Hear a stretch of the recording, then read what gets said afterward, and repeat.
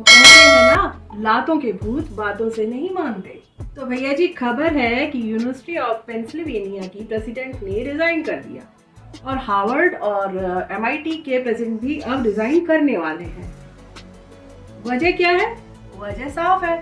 इन्होंने अपनी यूनिवर्सिटी में यहूदियों के खिलाफ होने वाली जो घटनाएं थी उन पर कोई एक्शन नहीं लिया, बल्कि यूं कहा जाए कि उनको इन्होंने हवा दे दी अपने ही बातों से। और ये जो यूनिवर्सिटी थी वो फ्रीडम ऑफ स्पीच या फ्रीडम ऑफ एक्सप्रेशन का बहाना बनाकर लोगों को छुट्टा छोड़ रही थी कि भैया जी, जूस को गाली दो, कोई दिक्कत नहीं, हम यहूदियों की रक्षा नहीं करेंगे, हम तो अभिव्यक्ति की स्वतंत्रता की रक्षा करेंगे।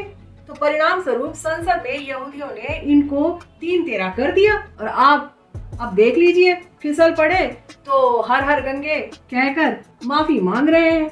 हार्वर्ड की जो प्रेसिडेंट है वो माफी मांग रही है। भैया जी, हमारा तो कहना है कि हमेशा नाव कागज की बहती नहीं है और इसीलिए अब यहूदियों की देखा देखी भारतीयों को भी रायता फैलाऊ पन्नू का रायता इकट्ठा कर देना चाहिए। अमेरिका में बैठकर भारत विरोधी, हिंदू विरोधी प्रोपेगेंडा चलाने वाले पन्नू के खिलाफ अमेरिका कोई एक्शन नहीं ले रहा, उल्टा भारतीयों से कह रहा है कि भाई आप अपनी जांच पड़ताल कीजिए। तो भाई साहब, ये अमेरिका की कमजोरी नहीं है, ये हम भारतीयों की कमजोरी है। अगर हम लोग एकजुट होकर इस बात को डंके की चोट पर यहूदियों की तरह उठाएं तो किसकी हिम्मत है भारत की ओर आंख उठाकर देखने की। और अगर हम अमेरिका में सारे भारतवंशी एक हो जाए तो ये बाइडन बब्बा अपना बोरिया बिस्तर समेटकर चलते हुए दिखाई देंगे।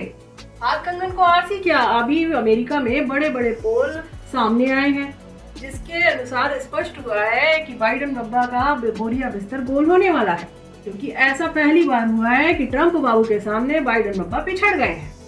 और ये पोल ढोल पीट पीट कर बता रहा है कि अगर अभी चुनाव हुए तो बाइडन बब्बा का जाना तय है। ऊपर से उनके जो पप्पू, मेरा मतलब जो उनके शहजादे हैं, उन्होंने उनका गोरा मुंह काला कर दिया। तमाम केस बाइडन बब्बा के ऊपर चल रहे हैं।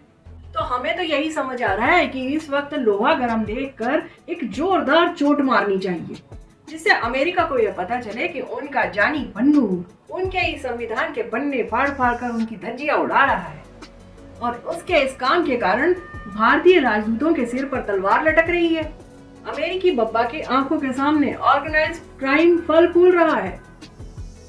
ये संविधान की धज्जियां उड़ाना नहीं तो और क्या है। पन्नू अमेरिका में बैठकर अपने पतीले बजा बजा कर भारत को धमकी दे रहा है।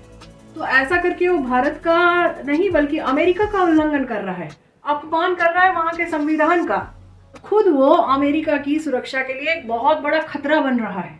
तो भैया जी, अगर चुपचाप ये बात बाइडन बाबा को बताई जाए तो हो सकता है वो इस मामले को चुपचाप रफा दफा कर दें। होना तो यही चाहिए कि ये बात डंके की चोट पर, जिस तरह यहूदियों ने मीडिया को सामने लाकर ये बात अपनी कही, उसी तरह भारतीयों को भी करना चाहिए।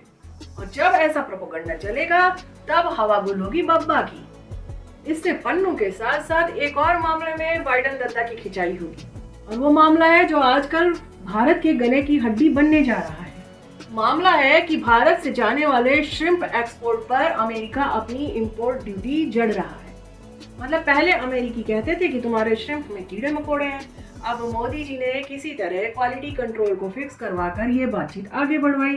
जब वहाँ एक्सपोर्ट होना शुरू हो गया तो अब इनकी ओर से कहा जा रहा है कि ये श्रिम्प्स जो है वो सब्सिडाइज है, तो उस पर हम इंपोर्ट ड्यूटी बढ़ाकर 6 से 10% कर देंगे। अब इससे होगा क्या? इससे होगा ये कि जो अमेरिका में श्रिम्प बिकता है वो महंगा हो जाएगा और इससे हम भारतीय मछुआरों के पेट पर लात पड़ेगी।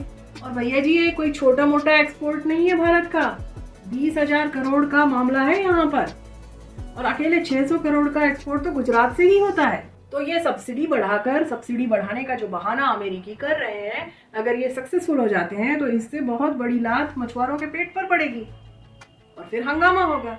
इसलिए अमेरिका के खिलाफ हम भारतवंशियों को अपनी बात जमकर ठोक कर, कदम ताल ठोक कर बतानी पड़ेगी, और वो भी उनके मीडिया का इस्तेमाल करके। चाहे वो पुन्नू का केस हो, चाहे वो श्रिम्प एक्सपोर्ट का केस हो, ये बात हमें सामने लानी पड़ेगी। और ये तभी हो सकता है जब हम सब एकजुट हों। जहां हम बिखरे तो समझ जाइए कि वहां पर हमारे ऊपर लोगों का अपना शासन करना शुरू हो जाता है। तो ये बहुत ज़रूरी है कि भारतीय एकजुट हों और अपनी बात अंतर्राष्ट्रीय फोरम पे एकजुट होकर कहें, जैसे कि यहूदियों ने किया। तो आपका इस बारे में क्या कहना है हमें कमेंट बॉक्स में ज़रूर बताइए। आपके कमेंट्स हमारे लिए बहुत वैल्यूबल हैं। मेरे चैनल को सब्सक्राइब कीजिए, वीडियो को शेयर कीजिए और हाँ, बेल आइकन बटन ज़रूर दबाइएगा ताकि आपको इस तरह की रोचक जानकारियाँ रोज़ मिलती रहें। तो मिलती हूँ फिर मैं, तब तक के लिए राम राम।